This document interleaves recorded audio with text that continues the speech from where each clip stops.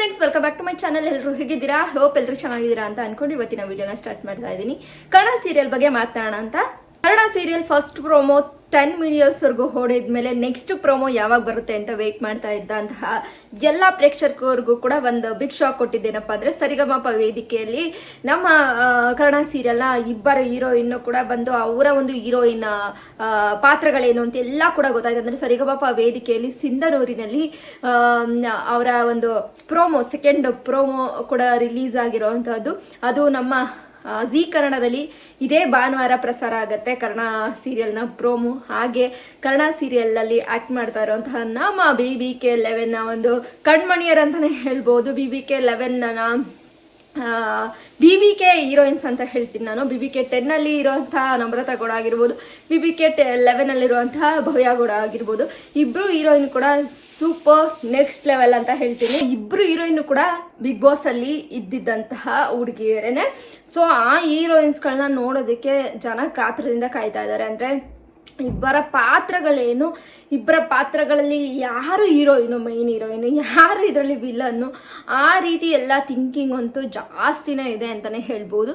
ಅದರಲ್ಲೂ ಕೂಡ ಈ ಒಂದು ಪ್ರೋಮೋ ರಿಲೀಸ್ ಆದ್ಮೇಲಂತೂ ಕೂಡ ಎಲ್ಲರಲ್ಲೂ ಕೂಡ ಒಂದು ಡೌಟು, ಇಲ್ಲಿ ನಿಧಿ ಯಾರು, ನಿತ್ಯ ಪಾತ್ರ ಏನು, ಮತ್ತೆ ನಮ್ರತಾ ಗೌಡ ಯಾವ ಪಾತ್ರನ ನಿರ್ವಹಿಸ್ತಾ ಇದ್ದಾರೆ, ಇಲ್ಲಿ ನಮ್ರತಾ ಗೌಡರ ಪಾತ್ರ ಏನು, ಹಾಗೆ ಭವ್ಯ ಗೌಡ ಅವರ ಒಂದು ಪಾತ್ರದ ನೇಮ್ ಏನು, ಎಲ್ಲ ಕನ್ಫ್ಯೂಷನ್ಸು ಕೂಡ ಇವತ್ತು ನಾವು ಮಾತನಾಡೋಣ. ಅದ್ರ ಬಗ್ಗೆ ಪೂರ್ತಿಯಾಗಿ ಮಾಹಿತಿನ ತಿಳಿಸ್ಕೊಡ್ತೀನಿ. ನನ್ನ ಚಾನಲ್ಗೆ ಇನ್ನು ಯಾರೆಲ್ಲ ಸಬ್ಸ್ಕ್ರೈಬ್ ಮಾಡ್ಕೊಂಡಿಲ್ಲ, ಪ್ಲೀಸ್ ಸಬ್ಸ್ಕ್ರೈಬ್ ಮಾಡ್ಕೊಂಡು ಸಪೋರ್ಟ್ ಮಾಡಿ ಗೈಸ್. ಈ ವಿಡಿಯೋ ಇಷ್ಟ ಆದರೆ ಗೊತ್ತಲ್ಲ, ಲೈಕ್ ಮಾಡಿ, ಶೇರ್ ಮಾಡಿ, ಕಮೆಂಟ್ ಮಾಡಿ ಅಂತ ಹೇಳ್ತಾ ಬನ್ನಿ ವಿಡಿಯೋನ ಸ್ಟಾರ್ಟ್ ಮಾಡೋಣ. ಕನ್ನಡ ಸೀರಿಯಲ್ ಅಂತ ಅಂದ ತಕ್ಷಣ ನಮಗೆ ಕಿರಣ್ ರಾಜ್ ನೆನಪಾಗ್ತಾರೆ. ಕಿರಣ್ ರಾಜ್ ಫಸ್ಟ್ ಪ್ರೋಮೋದಲ್ಲಿ ತುಂಬಾನೇ ಸೂಪರ್ ಆಗಿ ಕಾಣಿಸ್ಕೋತಾರೆ, ಒಂದು ಡಾಕ್ಟರ್ ಪಾತ್ರದಲ್ಲಿ ಕಾಣಿಸ್ಕೋತಾರೆ. ಅದರಲ್ಲೂ ಕೂಡ ಅನಾಥ ಮಗುನ ತಂದು ಸಾಕ್ತಾರೆ. ಆ ಅನಾಥ ಮಗು ಡಾಕ್ಟರ್ ಆದಾಗ ಅವರಿಗೆ ಸಿಕ್ಕುವಂತಹ ಪ್ರತಿಷ್ಠೆ ಒಂದು ಕಡೆ ಆದ್ರೆ, ಇಲ್ಲಿ ಮನೆಯಲ್ಲಿ ಅವರನ್ನ ನಿಂದಿಸುವಂತಹ ಜನಗಳು ಕೂಡ ಸುಮಾರಷ್ಟು ಇರ್ತಾರೆ. ಅಜ್ಜಿಯ ಪ್ರೀತಿಯ ಮಗ ಆದ್ರೂ ಕೂಡ ಅಲ್ಲಿ ಇರುವಂತಹ ಬೇರೆ ಬೇರೆ ಮನಸ್ಸುಗಳಿಗೆ ಅಷ್ಟೊಂದು ಹತ್ರವಾಗಿಲ್ಲ ನಮ್ಮ ಕರ್ಣ. ಸೊ ಈ ಪಾತ್ರ ಕಿರಣ್ ರಾಜ್ರವ್ರದ್ದಾಗಿತ್ತು. ಸೊ ಕನ್ನಡ ಸೀರಿಯಲ್ ಅಲ್ಲಿ ಆಕ್ಟ್ ಮಾಡ್ತಾ ಇರುವಂತದ್ದು ನಾಗಾಭರಣ ಸರ್ ಆಗಿರ್ಬೋದು, ಉಷಾಲತಾ ಮೇಡಮ್ ಆಗಿರ್ಬೋದು, ಎಲ್ಲರೂ ಕೂಡ ತುಂಬಾ ಅನುಭವಸ್ಥರನ್ನೇ ಆಗಿರೋಂಥದ್ರಿಂದ ಈ ಸೀರಿಯಲ್ ತುಂಬಾನೇ ಚೆನ್ನಾಗಿ ಓಡುತ್ತೆ. ಅದರಲ್ಲೂ ಕೂಡ ಬಿಗ್ ಬಜೆಟ್ ಸೀರಿಯಲ್ ಅಂತ ಹೇಳೋದ್ರಲ್ಲಿ ತಪ್ಪಿಲ್ಲ ಅಂತ ಹೇಳ್ತೀನಿ. ಬಿಗ್ ಬಜೆಟ್ ಸೀರಿಯಲ್ ತುಂಬಾನೇ ಒಂದು ಕ್ಯಾಲ್ಕುಲೇಷನ್ ಇಟ್ಕೊಂಡು ಈ ರೀತಿ ಮಾಡಿದ್ರೆ ಈ ರೀತಿ ಆಗತ್ತೆ. ಅದರಲ್ಲೂ ಕೂಡ ಇನ್ನು ಸೀರಿಯಲ್ ಸ್ಟಾರ್ಟ್ ಆಗಿಕ್ಕಿಂತ ಮುಂಚೆನೆ ಒಂದು ಪ್ರೋಮೋಗೆನೆ ಇಷ್ಟು ಎಕ್ಸೈಟ್ಮೆಂಟ್ನ ಹುಟ್ಟಿಸುತ್ತಾ ಇದೆ ಅಂತಂದ್ರೆ ಈ ಸೀರಿಯಲ್ಲು. ಅದರಲ್ಲೇ ನಾವು ಅರ್ಥ ಮಾಡ್ಕೋಬೇಕು ಡೈರೆಕ್ಷನ್ ಟೀಮ್ ಎಷ್ಟು ಬುದ್ಧಿವಂತಿಕೆನ ಉಪಯೋಗಿಸ್ತಾ ಇದೆ ಅಂತ ಹೇಳ್ಬಿಟ್ಟು ಜನರಿಗೆ ಕ್ಯೂರಿಯಾಸಿಟಿನ ಹೆಚ್ಚಿಸೋದ್ರ ಮುಖಾಂತರ ಮತ್ತೆ ಎಕ್ಸೈಟ್ಮೆಂಟ್ನ ತರುವಂತಹ ಮುಖಾಂತರ ಈ ಒಂದು ಸೀರಿಯಲ್ಲು ಇನ್ನು ಸ್ಟಾರ್ಟ್ ಆಗೋಕ್ಕಿಂತ ಮುಂಚೆನೆ ಒಂದು ಕೆಲಸನ ಮಾಡ್ತಾ ಇದೆ ಡೈರೆಕ್ಷನ್ ಟೀಮ್ ಅಂತ ಹೇಳ್ಬೋದು. ಸೆಕೆಂಡ್ ಪ್ರೋಮೋನ ಬಿಡೋದಕ್ಕೇನೆ ಇಷ್ಟೊಂದು ಟೈಮ್ ತಗೊಂಡ್ರು, ಮತ್ತೆ ಹೀರೋಯಿನ್ನ ಇಂಟ್ರೊಡ್ಯೂಸ್ ಮಾಡೋದಕ್ಕೇನೆ ಎಷ್ಟು ಟೈಮ್ ತಗೊಂಡ್ರು ಅಂತ ನೋಡ್ಬೋದು. ಅದರಲ್ಲೂ ಕೂಡ ಕನ್ನಡ ಸೀರಿಯಲ್ ರಾಜ್ ಕಾ ಬೇಟಾ ಸೀರಿಯಲ್ನ ಒಂದು ರೀಮೇಕ್ ಆಗಿದೆ ಆಯ್ತಾ. ಬಟ್ ಕನ್ನಡದಲ್ಲಿ ಇದು ತುಂಬಾನೇ ಹಿಟ್ ಆಗುವಂತಹ ಸಾಧ್ಯತೆ ಸಖತ್ತಿದೆ ಅಂತ ಹೇಳ್ತೀನಿ. ಹಿಂದಿಯಲ್ಲೇ ಅಷ್ಟೊಂದು ಹಿಟ್ನ ಕಂಡುಕೊಳ್ಳಲಿಲ್ಲ ಅಂದ್ರೂ ಕೂಡ ಈ ಒಂದು ಸೀರಿಯಲ್ ಕನ್ನಡದಲ್ಲಿ ಯಾಕೆ ಹಿಟ್ ಆಗುತ್ತೆ ಅಂತ ನಾನು ಹೇಳೋದಾದ್ರೆ, ಕನ್ನಡ ಪಾತ್ರದಲ್ಲಿರುವಂತಹ ಕಿರಣ್ ರಾಜ್ರವರು ಕನ್ನಡದ ಸೀರಿಯಲಿಂದ ಅತಿ ಹೆಚ್ಚು ಜನಮನ್ನಣೆಯನ್ನ ಪಡೆದಂತಹವರು. ಎಲ್ರಿಗೂ ಕೂಡ ಗೊತ್ತೇ ಇರುವಂತಹ ಕಿರಣ್ ರಾಜ್ ಅವರು ಯಾವುದೇ ಒಂದು ಸಿನಿಮಾ ಮಾಡ್ಲಿಕ್ಕೆ ಆಯ್ತಾ ಇದ್ರು. ಇನ್ನು ಕನ್ನಡದ ಸೀರಿಯಲ್ ಆದ್ಮೇಲೆ ನಮಗೆ ನೆಕ್ಸ್ಟ್ ಸೀರಿಯಲ್ ಅಲ್ಲಿ ಬರಬೇಕು, ಅವರ ಒಂದು ನೈಜತೆಯಿಂದ ನೈಜ ಒಂದು ಸುಂದರವಾದಂತಹ ಒಂದು ಆಕ್ಟಿಂಗ್, ಏನದು ತುಂಬಾನೇ ಓವರ್ ಆಗಿರಲ್ಲ, ಏನಿರಲ್ಲ, ಕಾಮನ್ ಆಗಿ ಅವರು ಆಕ್ಟಿಂಗ್ ಮಾಡ್ತಾ ಇರೋ ರೀತಿ ಇರಲಿಲ್ಲ ಕಿರಣ್ ರಾಜ್ ಅವರು. ಅಷ್ಟು ಸುಂದರವಾಗಿ ಮಾಡುವಂತಹ ಒಂದು ಕಲೆ ಇರುವಂತಹ ಕಿರಣ್ ರಾಜ್ರವರು. ಸೊ ಅವರನ್ನ ತುಂಬಾನೇ ಇಷ್ಟಪಡುವಂತಹ ಜನಗಳು ಜಾಸ್ತಿ ಇದ್ರು. ಸೊ ಅವ್ರು ಹೀರೋ ಆಗಿರೋದು ಒಂದು ಇದಕ್ಕೆ ಪ್ಲಸ್ ಪಾಯಿಂಟ್. ಆದ್ರೆ ಇನ್ನು ಮೇನ್ ಪಾಯಿಂಟ್ ಅಂದ್ರೆ ಇಲ್ಲಿ ತುಂಬಾನೇ ಟ್ರೆಂಡಿಂಗ್ ಅಲ್ಲಿ ಇರುವಂತದ್ದು ಇಬ್ರು ಹೀರೋಯಿನ್ಸ್ ಆಯ್ತಾ. ಸೋಷಿಯಲ್ ಮೀಡಿಯಾದಲ್ಲಿ ಸಖತ್ ಟ್ರೆಂಡಿಂಗ್ ಅಲ್ಲಿ ಇದಾರೆ ಅಂತಾನೆ ಹೇಳ್ತೀನಿ ಈ ಇಬ್ರು ಹೀರೋಯಿನ್.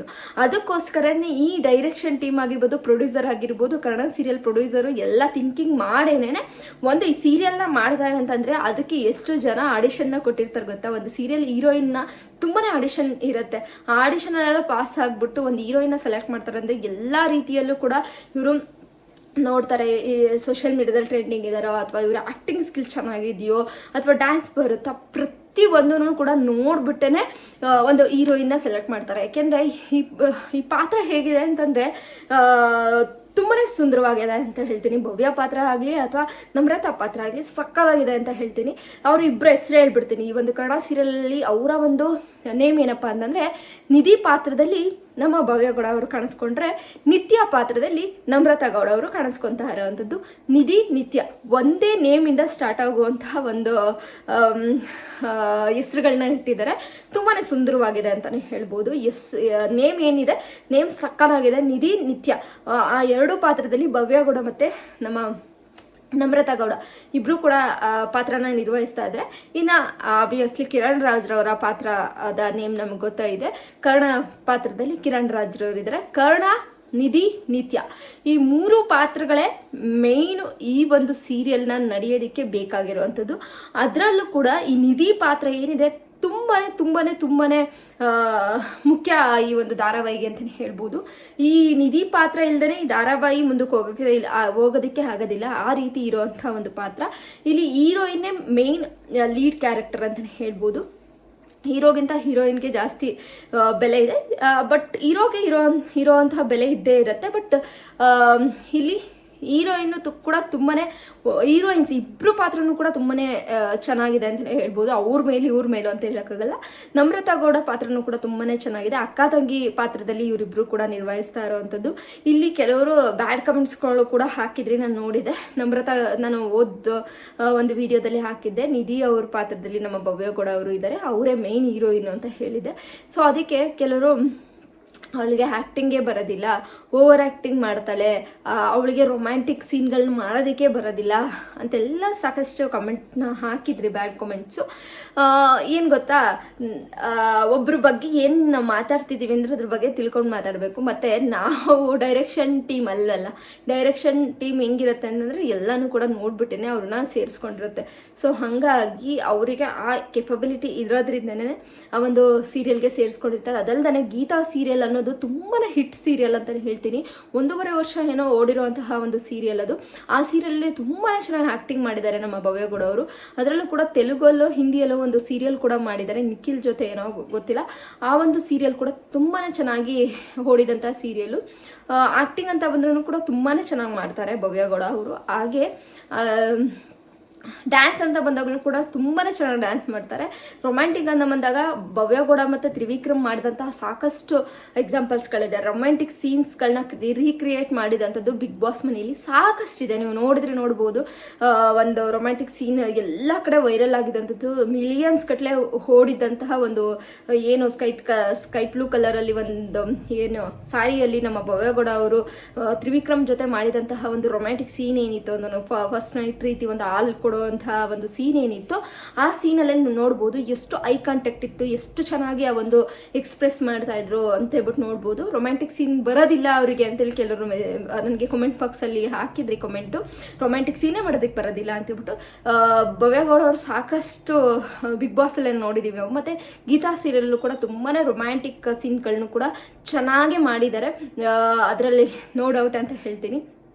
ತುಂಬಾ ಸ್ಟ್ರೈಟ್ ಫಾರ್ವರ್ಡ್ ಅಂತ ಹೇಳ್ತೀನಿ. ಅವ್ರಿಗೆ ಏನನ್ಸುತ್ತೆ ಹಾಗೆ ಮಾತಾಡ್ತಾರೆ. ಜಸ್ಟ್ ಬಿಗ್ ಬಾಸ್ ಅಲ್ಲಿಂದ ನಾವು ಬಿಗ್ ಬಾಸನ್ನೇ ಮೈಂಡಲ್ಲಿ ಇಟ್ಕೊಂಡು ಬಿಗ್ ಬಾಸ್ಸೇ ಒಂಥರ ಅಲ್ಲಿ ಹೆಂಗಿರ್ಬೇಕು ಗೊತ್ತಾ, ಆ ಒಂದು 4 ಮೂಲೆ ಚೌಕದಲ್ಲಿ ಎಷ್ಟು ಜನ ಇರ್ತಾರೆ ಅಷ್ಟು ಜನ ಜೊತೆ ನಾವು ಇರಬೇಕು ಅಂತಂದ್ರೆ ಒಬ್ರನ್ನ ಒಳಗೆ ತುಳಿದ್ಬಿಟ್ಟು ಹೊರಗೆ ಹಾಕಕ್ಕೆ ನಾವು ಒಳಗಡೆ ಹೋಗಿರ್ತೀವಿ ಆಯ್ತಾ. ಒಳಗಡೆ ಹೋದಾಗ ನಾವಲ್ಲಿ ಸ್ವಲ್ಪ ಹೆಂಗಿರ್ಬೇಕಂದ್ರೆ ಸ್ವಲ್ಪ ರಫ್ ಅಂಡ್ ಟಫ್ ಇರಬೇಕು, ನಾನು ಅಂತಾನೆ ಹೋಗ್ಬೇಕು. ಸೊ ಹಾಗಾಗಿ ಅವ್ರು ಅಲ್ಲಿ ಆ ರೀತಿ ಇದ್ರು. ಇಲ್ಲಿ ಸೀರಿಯಲ್ಗೆ ಯಾವ ರೀತಿ ಬೇಕು ಆ ರೀತಿಯಾಗಿ ಅವರು ನಡ್ಕೊಳ್ಳೋ ಅಂತ ಅದರಲ್ಲಿ ಇದ್ದೇ ಇರ್ತಾರೆ. ಸೊ ಅದ್ರ ಬಗ್ಗೆ ನೋ ಡೌಟ್ ಅಂತ ಹೇಳ್ತೀನಿ. ಭವ್ಯ ಗೌಡ ಅವರೇ ಮೇನ್ ಹೀರೋಯಿನ್, ಅದ್ರ ಬಗ್ಗೆ ಡೌಟ್ ಇಲ್ಲ.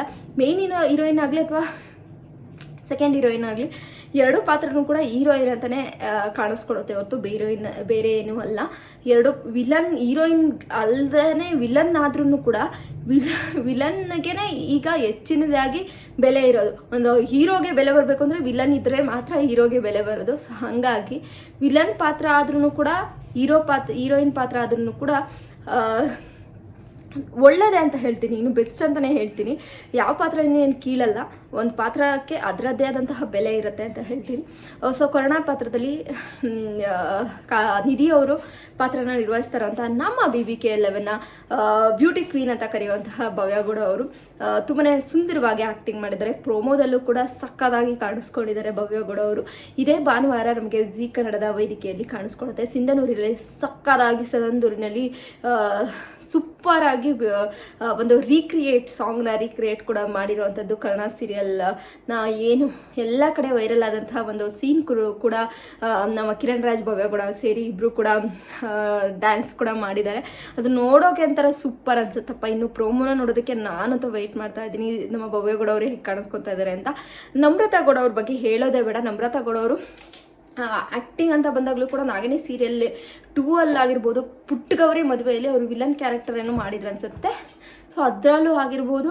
ಹಾಗೆ ನಮ್ಮ ನಾಗಿಣಿ 2 ಸೀರಿಯಲಲ್ಲಿ ಸೂಪರ್ವಾಗಿ ಆ್ಯಕ್ಟಿಂಗ್ ಮಾಡಿದ್ದಾರೆ. ಅದ್ರ ಬಗ್ಗೆ ನೆಕ್ಸ್ಟ್ ಮಾತೇ ಇಲ್ಲ, ಅಷ್ಟು ಚೆನ್ನಾಗಿ ಆ್ಯಕ್ಟಿಂಗ್ ಬರೋವಂಥ ಹುಡುಗಿಯಾಗೆ ಫ್ಯಾಷನ್ಗೂ ಸೈ, ಹಾಗೆ ಫ್ಯಾಷನ್ಗೂ ಸೈ, ಡ್ಯಾನ್ಸಿಗೂ ಸೈ, ಆ್ಯಕ್ಟಿಂಗಿಗೂ ಸೈ, ಎಲ್ಲದಕ್ಕೂ ಸೈ ಆಗಿರುವಂತಹ ನಮ್ಮ ನಮ್ರತಾ ಗೌಡ. ಅದರಲ್ಲೂ ಕೂಡ ಸೋಷಿಯಲ್ ಮೀಡಿಯಾದಲ್ಲಿ ಯಾವಾಗಲೂ ಟ್ರೆಂಡಿಂಗಲ್ಲಿ ಇರ್ತಾರೆ, ಯಾವಾಗಲೂ ಆ್ಯಕ್ಟಿವ್ ಆಗಿರ್ತಾರೆ. ಭವ್ಯಗೌಡನೂ ಅಷ್ಟೇ, ಯಾವಾಗಲೂ ಕೂಡ ಆ್ಯಕ್ಟಿವ್ ಆಗಿರ್ತಾರೆ ಸೋಷಿಯಲ್ ಮೀಡಿಯಾದಲ್ಲಿ. ಸೊ ಹಾಗಾಗಿ ಇವರಿಬ್ಬರ ಒಂದು ಕಾಂಬಿನೇಷನ್ ತುಂಬಾ ಅಕ್ಕತಾಗಿ ಪಾತ್ರ ಸಕ್ಕದಾಗಿ ವರ್ಕ್ ಆಗುತ್ತೆ ಅಂತ ಹೇಳ್ತೀನಿ. ಇನ್ನು ಕರ್ಣನಿಗೆ 2 ಡಬಲ್ ಧಮಾಕ. ಕರ್ಣ ಸೀರಿಯಲ್ ಯಾರೆಲ್ಲ ವೆಯ್ಟ್ ಮಾಡ್ತಾ ಇದ್ದೀರಾ ನೋಡೋದಕ್ಕೆ ಪ್ರೋಮೋನ, ಮತ್ತು ಕರ್ಣ ಸೀರಿಯಲ್ ಎಷ್ಟು ಜನಕ್ಕೆ ಇಷ್ಟ ಆಗ್ತಾ ಇದೆ, ಹೀರೋಯಿನ್ಗಳ ಪಾತ್ರ ಇಷ್ಟ ಆಗ್ತಾ ಇದೆ ಅಂತಲೂ ಕೂಡ ಮರಿದೇ ಕಮೆಂಟ್ ಬಾಕ್ಸಲ್ಲಿ ಕಮೆಂಟ್ ಮಾಡಿ. ಈ ವಿಡಿಯೋ ಇಷ್ಟ ಆದರೆ ಲೈಕ್ ಮಾಡಿ, ಶೇರ್ ಮಾಡಿ, ನನ್ನ ಚಾನಲ್ಗೆ ಸಬ್ಸ್ಕ್ರೈಬ್ ಮಾಡ್ಕೊಡಿ ಅಂತ ಹೇಳ್ತಾ ಇವತ್ತಿನ ವಿಡಿಯೋ ಮುಗಿಸ್ತಾ ಸ್ನೇಹಿತರೆ. Love you guys, bye.